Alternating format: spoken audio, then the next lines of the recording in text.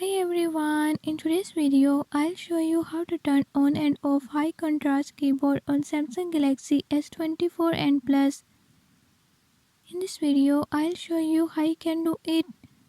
Before I start, if you are new to my channel, don't forget to subscribe and hit the bell icon. Watch complete video and learn how you can do it. Let's watch the video.